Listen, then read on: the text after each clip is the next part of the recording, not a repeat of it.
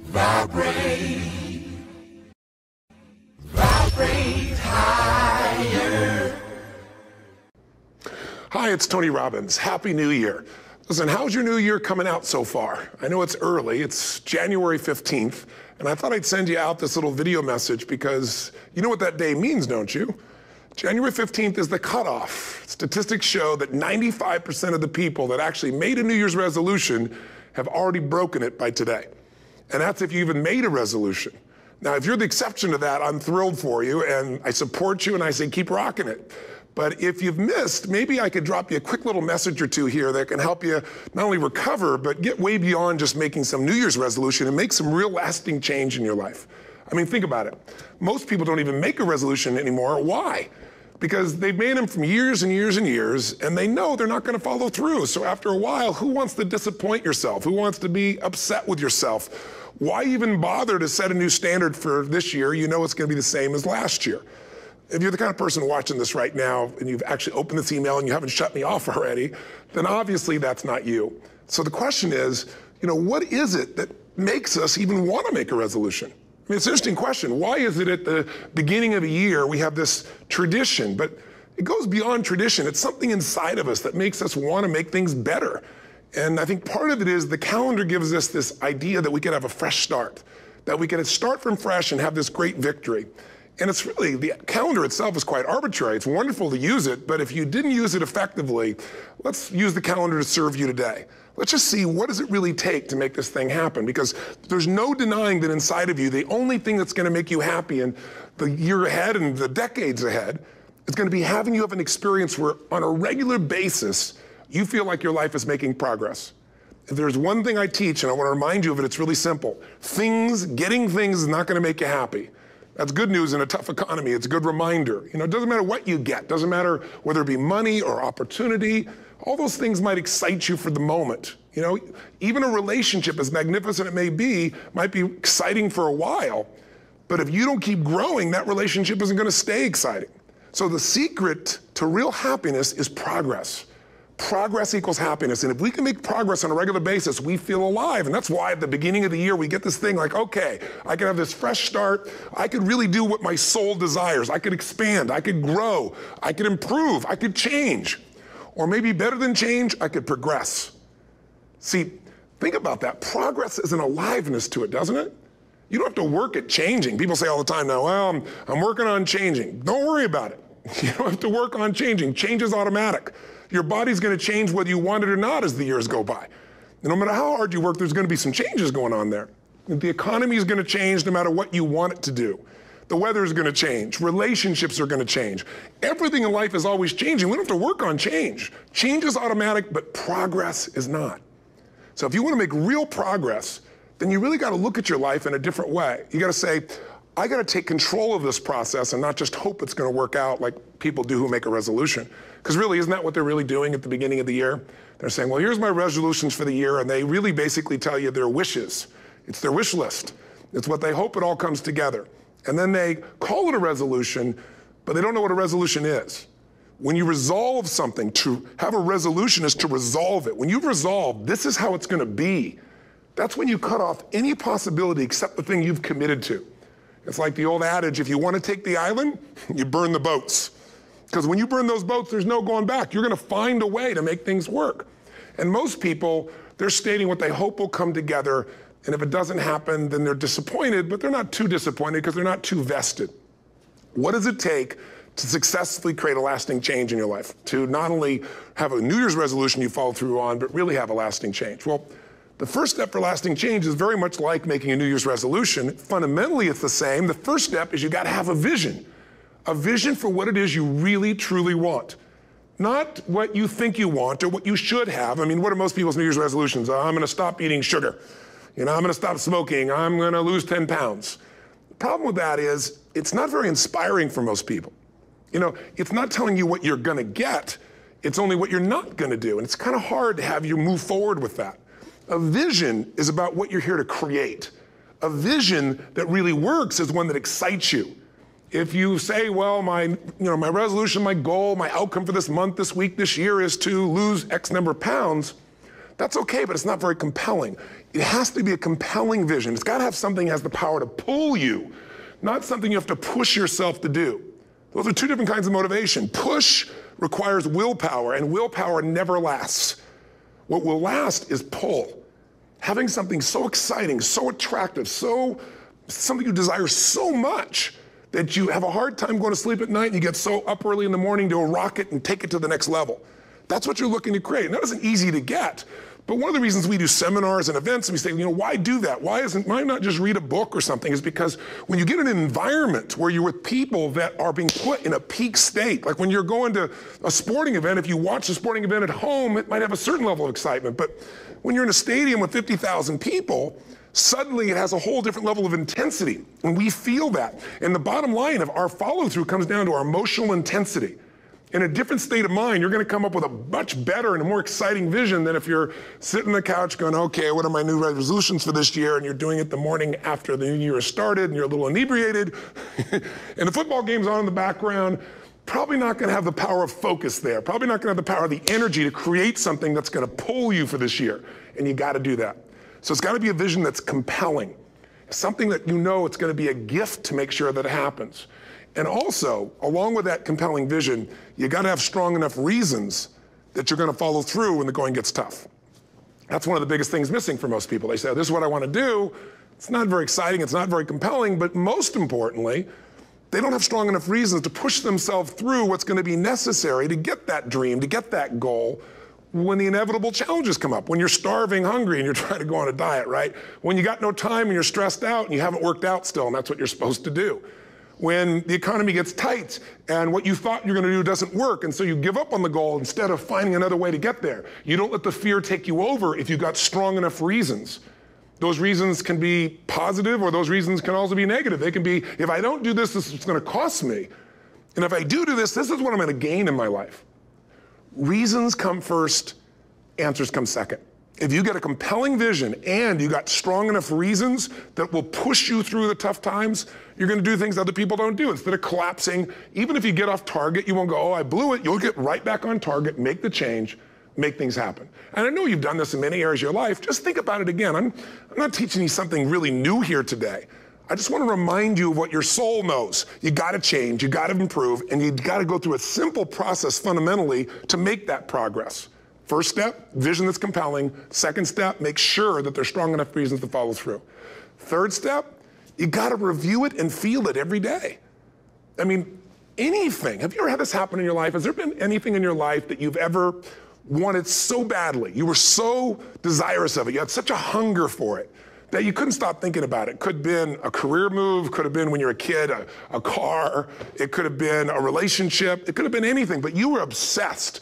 You wanted to make this happen. You wanted to attract this to your life. You just wanted something. And you didn't even know how to get it. But it was so compelling to you. You kept thinking about it every day, envisioning it, imagining it, feeling it. And then stuff happened. And suddenly you started to attract people or situations to your life, and it just came together. Like, you didn't even have a total plan. It was just that it was so a part of your focus with so much intensity and emotion so often that it sensitized you to notice anything that could get you there. There's a part of your brain called the reticular activating system. For short, we call it the RAS. That part of your brain determines what you notice in the world. And it's really important because when you set a goal, when you get really clear on a vision, and there's strong enough reasons, and you review it enough, and it becomes a part of you, that part of your brain says, anything that relates to this, I need to notice. It's like, did you ever buy a certain kind of car, or maybe a certain outfit, and suddenly you see that car everywhere, or those outfits everywhere? Well, you know, the cars were always around, but why do you see it now? Because your RAS knows this is important. This is part of my world now. Similarly, when you really get clear and it's compelling and you're reviewing it every day, you've got strong reasons, and you're reviewing it every day and you're feeling it, the brain becomes incredibly acute at noticing anything to get you to move forward. And so that's the power of this. So, you know, what do people do with a New Year's resolution? They come up with something they kind of want. It's not a compelling vision. They don't really have strong enough reasons, and they never review it again until to notice that they broke what they said they really want to have make happen, because they didn't really resolve. If you resolve, you got the vision, it's compelling, you review it daily, and you feel it, you envision it, and you experience it. Simple as it sounds. Now, ultimately, what is this really about? Ultimately, if you're going to have lasting change in anything, you're really talking about just raising your standards. I mean, I always tell people, if you want to know how to change your life, I give it to you in 3 words, boring as it sounds: raise your standards. And what does that mean? Corny as it sounds. Raise your standards. Oh, thank you for the breakthrough thought, Tony. I'm glad I wasted my time watching this little email with you. But think about it. Lasting change is different than a goal. You don't always get your goals, but you always get your standards. Maybe it would help you is to think about it this way. I try to explain standards to people with a different set of words. Think of it as everybody in life gets their musts. They don't get their shoulds. Like, think about it. Most people have a list of shoulds, don't they? Don't you have a list of the shoulds, things you should do, you should follow through on? I should lose some weight, I should work out more, I should make more calls, I should respond more rapidly to my email, whatever, you know? I should get into the office earlier, I should be, more confident. Whatever your should list is, people love to have their should list be met, but it's kind of like New Year's resolutions. If it does, it's really exciting, but if it doesn't, which is most of the time, it's a little disappointing, but you kind of know it's not going to happen. But when you decide something is a must for you, an absolute must, when you cut off any possible, you say, I'm going to find the way or I'm going to make the way. Human beings, when they resolve things, when they make a real resolution inside themselves, which is they raise the standard and they make it a must, they find the way. Think about it in your own life. Haven't you had some area of your life where you raise your standard and your life has never been the same? Maybe at one time in your life you smoked cigarettes, or you did something and you did it for years and you kept trying to change it, and kept telling yourself, I should. And then one day something happened. Something just clicked you over. Something took you over that kind of tipping point. And inside yourself you said, no more. And it was a very, very different experience, wasn't it? Something inside of you shifted. And what was a should became a must, and you've never gone back. Is there an area like that in your life you can think of? Again, did you ever smoke cigarettes? Did you ever eat a certain way, drink a certain form of alcohol, and then finally say no more, and you just don't go back? And notice this, it doesn't really take any willpower anymore. Because somewhere when we make this click, when we make something a must, we attach ourselves to it. It becomes part of our identity. And one thing I've learned in the last, 33 years of working with people from now over 100 countries, 4 million people, is human beings absolutely follow through on who they believe they are. If you said to me, well, I'm really going to work hard to stop smoking, but I've been a smoker my whole life and I am a smoker, I know your days are numbered. You're going to be back smoking cigarettes again, because we all act consistent with who we believe we are. I tell people the strongest force in the whole human personality is this need to stay consistent with how we define ourselves. If you define yourself as somebody who is really conservative, you're not going to be crazy and act nuts unless you're really drunk or something, and then you can say it's the alcohol, when it's really just you finally getting permission to be yourself. The alcohol is your excuse. If you're a really crazy person, you act crazy, outrageous, playful. You don't act conservative because that's not who you are. Very often people say, well, I can't do that. I'm not that kind of person. And I always say to people, really, when did you define yourself? I mean, really, how many years ago did you come up with what you could and couldn't do in your life? How many years ago? Most people, if they really look at how they're living their life today, it's based on a set of standards, a set of beliefs that they made choices about 10, 20, 30 or more years ago. I mean, very often we made decisions in our youth or very young about what to believe, about what we were capable of, about who we are as a person, and that becomes the glass ceiling, if you will, that controls us. There's a corny metaphor, but it's true. I remember one time I was with my family at the circus, and there was a person there, and they had this big, giant elephant. And you look at this elephant, and they take this little rope, put it around the elephant's neck, and they drive this stake into the ground. And I mean, you look at this, and you know that elephant could rip down the entire tent with almost no effort. And yet, the elephant doesn't struggle, doesn't try. Why? Because the elephant's conditioned. And they take that elephant and condition the elephant when it's a baby elephant. That's how they train them. When it's a little baby elephant and it doesn't have the power yet, they put a big rope around it and they drive this huge stake in the ground, and the elephant fights and fights and fights. And one day, finally, that elephant decides, I'm not capable of pulling this out.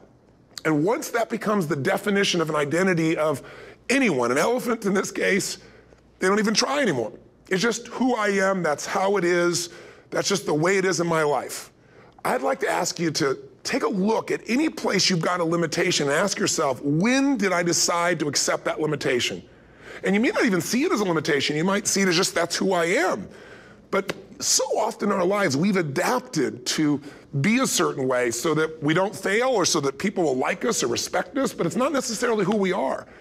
Joy comes when you're spontaneous. It's really hard to be truly happy when you're not being yourself. And most of us have no clue who we are. And so a big part of my work, if you've ever been to an event, you know, is to get people to do things spontaneously without thinking, because that's when the real you shows up. That's when the energy comes alive.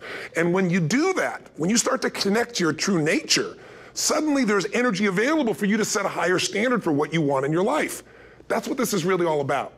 And when I talk about standards, when I talk about, shoulds versus musts, think about your own life. I know there have been areas in your life where some point in time you just shifted and you raised the standard and your life changed. Because whatever people have their identity attached to, they live. We live who we believe we are. That's just how it works. It's just kind of like, I'll give you an example. Look at your physical body. Your physical body today is an absolute reflection of only one thing, not your goals, not your desires, but your standards. The identity you have for yourself. If your standard is you're an athlete, then there's a certain amount of strength, a muscle tone, and energy that's available in your body on a regular basis because that's who you are. And so you do whatever's necessary to maintain that identity. Again, the strongest force in the human personality is this need to stay consistent with how we define ourselves. Because if you don't know who you are, you wouldn't know how to act. Once you lock in on that identity, your brain finds a way to keep you there. If you say, man, I'm overweight, I've always been overweight, I'm big boned, and that's the story you got, then you're gonna always find a way to get back there. That's your settling point. That's your identity. That's where things lock in. If you see somebody who's in really great shape, you ask them, do you work out? You know the answer. Yes, how often? And they'll tell you 3 times, 4 times, 5 times a week, whatever. In a seminar, I'll ask people, who here works out at least 5 days a week? And I'm stand up. And you look around that room, and you know that they work out 5 times a week because you can see their body. You don't just get a result without some kind of action, without some form of ritual. Ritual meaning actions you do consistently. Now, do you think those people that are out there working out 5 days a week, do they have more time than you do? Or I have, or anybody else? Of course not. Is their life less busy? Of course not. It's just a must for them. They must work out that way, and they've made that turn and their life's changed. So I'm not saying you have to work out 5 days a week. I'm just saying whatever you really want, wants don't get met consistently. Standards do. Whatever you identify, this is who I am. And so it's not so much about changing your identity as it is expanding it. Deciding that, instead of your goal is to lose 10 pounds, which is not compelling, what if your vision was to get back to my fighting weight? This year, this month, this next 90 days, I'm gonna transform my body. I'm gonna take on a new challenge. I'm gonna find some technique or strategy, there's a million of them, that can reframe myself where I want to feel younger, stronger, more vibrant than ever before. Here's my reasons, because I want the energy to really make my life work. Because it's tough out there and I want to be stronger than I've ever been before. I want to go in front of the mirror and if I'm naked, not, want to laugh. I want to look there and take a good look and go, yeah, I'm proud of whatever I see there. Whatever it takes, something's gonna make you laugh, smile, something that's gonna tease yourself, but something's gonna move you to another level. If you identify yourself in a new way and you own that every day, and that becomes the standard of how you live, you'll find the way to make that standard real. Money's the same way. Think about it, it doesn't matter what's happening, quote unquote, in the marketplace. People that make money find a way to make money no matter what, don't they? I mean, most people's standard is to pay their bills. So that's what most people find a way to do, even when economic times get tough. Most people, if that's their absolute standard, they find a way. Some people's standard is pay their bills most of the time. And so most of the time they do. Some people's standard is not just to pay their bills, but to take care of their family and maybe even some of their friends. And they find a way. In fact, some people may be in a family where they don't have enough money. They barely have money to pay their bills. They work their guts out. And then somebody, their mother, their father, somebody else, their sister gets ill, and there's not enough money to take care of it. Nobody else has money in the family. They don't either, but they find a way to get that money to take care of their mother or father, don't they? And pay their bills. They never could do it before. Why? The situation made them raise their own standard. And not everybody does that. Somebody else in the family might have money and still not take care of their mother. It all comes down to the inner game, my friends. Changing your life is a change in the inner game. The outside world you can't control, but you have absolute control over this one if you learn the dynamics of what shapes you. And identity is one of those simple, clear, fundamental basics that if you start to shift it, everything else will shift in your life as well. Some people, by the way, have to have more than enough money to do what they want, when they want, where they want, with whomever they want, contribute the way they want. And if that's their must, they find a way. I know that sounds overly simplistic, but it's true. You know, somebody once said you could take all the money in the world out of the hands of everybody, out of all the wealthy people in the world who are really successful, give it to other people. It wouldn't take too long, those people would have it back in their hands. It's not because they're manipulative, it's because they have a standard. Some are manipulative, don't get me wrong, but they've got a standard of what they're gonna find a way to make happen. I'm just simply saying to you, take those 3 magic words and live them. Raise your standard. And if you really wanna do it, then I'll tell you the most important secret. Have you ever done this? Have you ever told yourself you're raising your standard? Okay, I'm gonna go make this happen. I'm gonna go make this much money. I'm gonna transform my kids. I'm gonna create the ultimate relationship in my life. I'm gonna transform my body, whatever it is. And then you don't have strong enough reasons and you don't use it. You don't follow through. It's because you didn't back up your standards with what makes those standards real, and that's rituals. Rituals are where the power is. Whenever we do our Robbins results coaching, we say Robbins equals results, the way we get results with people, it's the same way if you listen to my Ultimate Edge program, or back in the old days, Personal Power, or if you went to one of my seminars. You know what I do is I take these huge challenges you got and we break them down into little bite-sized steps. Little things you do each day that after you do them, you get so much momentum that it's easy to succeed. You're not overwhelmed. You have these victory day after day after day on little things. If you went through Ultimate Edge, I'm sure you learned about the hour of power, or the 15 minutes to be able to be fulfilled, or 30 minutes to thrive, where you literally just condition your body and emotion with a couple little rituals. So it doesn't matter what's going on in your world, you feel that strength, and it's not fake, it's not some pump up, it's coming from inside you, and it works. Rituals define us. See, all the results in your life are coming from your rituals. They start with a standard and then have rituals that follow it up. Like, for example, if you are where you want to be physically, you have very different rituals than if you're not where you want to be physically. If you're overweight, you and I both know you got a different ritual than if you're physically fit. Completely different. You get up in the morning, what's the first thing you do if you're fit? Your shoes are there, you roll over, doesn't matter how you feel, you put on your shoes, you lace them, you start walking, or whatever that ritual is. If you're overweight, you roll over and you have a very different ritual. You might roll over several times to turn the alarm clock off. You go in and get your mocha, smocha, whatever, special coffee. You stop by at Starbucks, or whatever the case may be. You have your nice sugar muffin. It's supposed to be really nice for you. Whatever you do, it's a different ritual. If you have a great, passionate relationship, you have very different rituals in how you come home than if you have a lousy relationship. When you come home and the first thing you do is you're tweeting somebody, or you're emailing, or flipping on the news, or you don't even come home. What are the rituals? Whenever I study people that are successful, what I look for is what's the standard they hold themselves to, and then what are all those little rituals that add up? Because think about it. Success and failure are not giant events. They don't just show up. You don't just suddenly become successful or suddenly have this cataclysmic event that makes you fail. It may look that way, but failure comes from all the little things. It's failure to make the call. It's failure to check the books. It's failure to say, I'm sorry. It's failure to push yourself to do things physically that you don't want to do. And all those little failures day after day come together until one day some cataclysmic event happens and you blame that. That event happened because you missed all the little stuff. Do you agree with me? And success, by the way, is not some overnight event. It's all these little things. Success is having a vision. Success is making it compelling. Success is really seeing it and feeling it every day with strong enough reasons. Success is feeling the sense that I'm here to grow and I'm here to give something to the world more than just myself.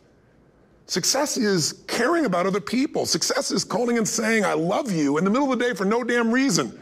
Or sending a note. That'll change your relationship. Have a ritual of something funny, playful, or a surprise you do. How many relationships are dead today because they have no surprise rituals anymore? You need to have some rituals, some cool things you do that nobody else does that gives you a better life than anybody else has. All the little stuff. That's where success comes from. In business, it comes from delivering more than anybody could imagine. All those little things add up. People go, wow, that's who I want to do business with. It's true in any area of your life. So if you look at somebody who's really successful and you think, wow, they're so amazing, they're such a genius, you got to dig underneath and you got to remember something. People are rewarded in public for what they've practiced for years in private. Myself and my business people say, how do you get up and speak? And you have no notes and you go for 3 days and nights and the room is like, everybody's wired and it's incredible. It's like a rock concert. How do you do that? How do you have that confidence? Well, you know, it's not confidence, it's experience now. But I did so much behind the scenes, and I still do, to make things right. I mean, how many people would know that since the time I was 17 years old, before I walk out on stage, still do to this day, wouldn't need to do it, but I still do it, I never walk out there without being in an absolute peak state of mind.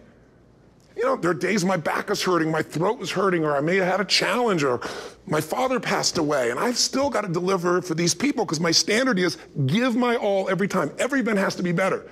Talk to anybody who's been to our events for 5, 10 years, some of our trainers, and they'll say, I don't know how he does it. He always finds a way to make it better. That's not an ego thing. That's a standard in me.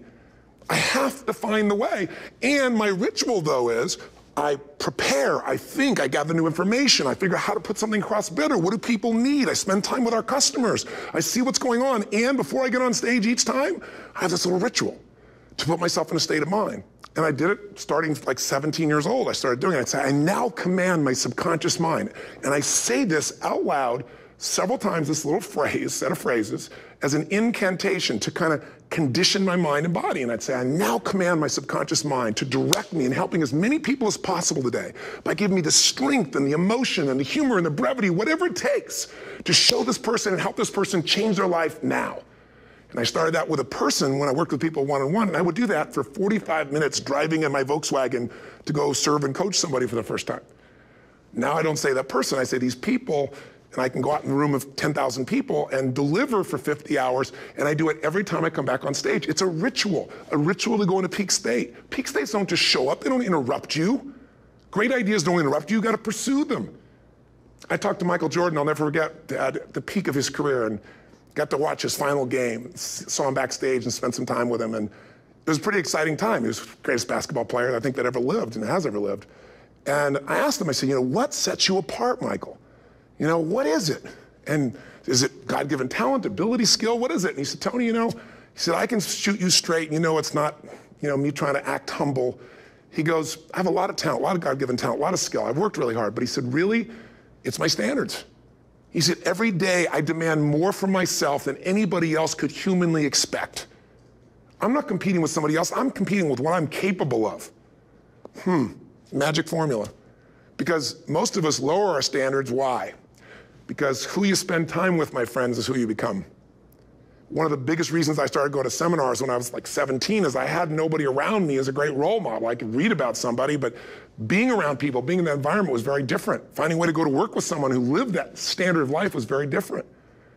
You get around people with low standards and you compete with it. You don't need to compete with it. It's like, okay. I mean, remember Jerry Springer? I don't know if he's still in the air, but you know, I remember he used to get people on the show and I thought, where would he find these people? And why would people watch? I'll tell you why they watch. They watch these people and go, my life's still pretty darn good compared to that person. Look at them. You don't have to change your life. All you have to do is find somebody with a lower standard and you'll feel good about yourself. But if you feel that good feeling, it's an illusion. The only thing that's going to make you happy, my friend, and this year or any other, is to step up. It's to raise the standard. It's to discover what you're capable of and feel that incredible power of pushing through whatever's holding you back and get to the other side of more of your true self. That's what this game's all about. And look at the best of the world in anything. Tiger Woods, what's his vision? To win golf tournaments? No, to be the best that ever lived. That's his goal, that's his vision. But here's what's interesting, he backs it up with rituals. If you just have a vision and you don't have the rituals, stop lying to yourself. His rituals are, he started doing things nobody did before. He went and started lifting weights. Golfers lifting weights? No way. He went out and he changed his swing when he was the best in the world because he realized in order to be the best that ever lived, he was gonna have to change his swing. If you know anything about golf, you don't change your swing when you're the best. And he went and retrained himself because he has different rituals than other golfers. Now many people are modeling his rituals to get better. It's amazing. You know, you look at somebody like Michael Phelps, the 2008 swimmer, won 7, you know, only 2 people I think in history, if I remember correctly, that have gotten 7 gold medals in one session. And here's a guy, he's got number 6 under his belt and he's exhausted and he's going in for that final swim. I'm sure you remember. And how does the guy win? By 1/100th of a second. Do you think that was some massive skill that got him over the top? Or was it a standard that says, this is who I am? I am the champion. And no one is taking this from me. And somehow in those final milliseconds, 100th of a second, he pushed himself just beyond his competitor. But you know about Michael Phelps? What allowed him to be able to push beyond that moment is his rituals. Go study the guy. Most people who swim have these unbelievable workouts. He does 2 and 3 of those workout sessions a day. All the other swimmers in the beginning thought he was insane. You're gonna overtrain, you can't do that, it's not physically possible. But he had a standard and the rituals to back it up. So here's my final message to you, because I've gotten carried away. I thought I was gonna send you like a 5-minute message, but as you can see, there's no script here, it's just me going a little crazy with you, but I wanna really see you get what you want this year. Don't let this year be like last.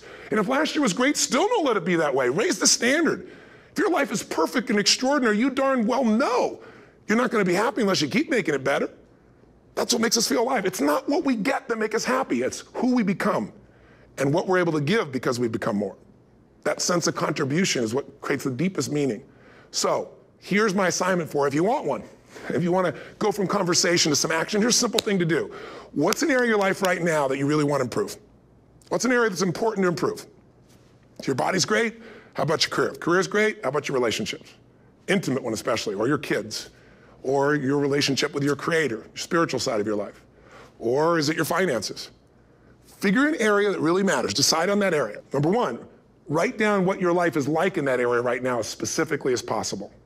So you might say, well, I'm 13.5 pounds overweight, whatever the weight is, whatever the situation is, or my body fat's like this, or I wake up exhausted in the morning, and you write the truth of where you are right now. So you're real clear. Or I'm not in a relationship. I say I want a relationship, but I'm not in one, and I don't seem to find them. All the good ones seem to be gone is my belief. And I really do want one, but I don't have it. Whatever your definition. Or I'm in a relationship, and God, I wish I wasn't in a relationship. I'm planning my escape, wherever you are. Or I have a wonderful relationship, we love each other, but there just isn't enough passion. Just write the truth of where you are. The area you want to change, but write how it is. And then the second step is, and this is where you got to be really honest with yourself. What are the rituals that have put me there? Because whatever results you're getting, even if you don't like the results, there's some rituals that are keeping you in that place. There's some rituals of what you eat or don't eat, how you move or don't move, how you sleep or don't sleep. There's some rituals in the lack of variety or spice or energy or focus in an area. There's something you're doing, and it's usually not one thing, it's a bunch of little things that you kind of do consistently whenever you think about getting in a relationship, whenever you think about working out, whenever you think about money. You get yourself in a state of overwhelm. You start thinking about all the things you can't control. Just write down all the rituals you have, and then here's the third step. What do you want? What's your vision? And be really specific. I want to be my fighting weight. I want to be the strongest I've ever felt. I'm going to turn whatever it is, be specific. And then, last step number 4, what are the rituals that'll get you there? What would you need to do differently each morning if you're going to be that kind of energy, that kind of strength? How often would you work out? What days would you work out? What time? A ritual is something you do consistently, usually at a specific time, so it becomes automatic. Let me tell you something. Willpower doesn't last, but rituals can last a lifetime. I bet you have some rituals in your life right now you've been doing for years, even though some of them don't serve you. I'm just saying, wake yourself up. If you want a new year and a new life, you don't need to start on January 1st. Start today. Start with this little video. And just begin to see what happens and see how easy it is to just do a few little rituals. Don't do them all, just do 2 or 3 new things. And you know what happens? You'll get momentum. Because once you discipline yourself in one area of your life, you feel yourself doing it in other areas as well. And I always say something that my original teacher taught me. I always remind people, there's always 2 pains in life. There's the pain of discipline, or there's the pain of regret. And discipline weighs ounces, as my friend Jim Rohn taught me. Regret weighs tons. You don't have regret. So right now, what do you want to change? What's it really like? What are the rituals that got you there? That'll take a little homework. If you're not sure, ask the people around you. They'll tell you what your rituals are. What do I really want in depth? What are the rituals that'll get me there? And then get yourself to start a few of those actions and lock them in place. If I can help you in any way, we're here as a company to support you. Come have an event with us. Come to Unleash the Power Within or Mastery University, or get a coach. You can get a free coaching session if you call our company and click on something on this. We'll probably have something on it, or get a product. Or don't do anything with us, but do something with somebody, starting with you. If you make the changes in yourself, you're going to be proud this year, and no amount of money or accolades from other people can mirror the feeling of being proud of knowing you've taken back control of your life, or you've taken a great life to another level. Because once you do that, you have something you can give other people, whether it be your kids or your friends or your family. And ultimately, that's what life's about. So thanks for listening.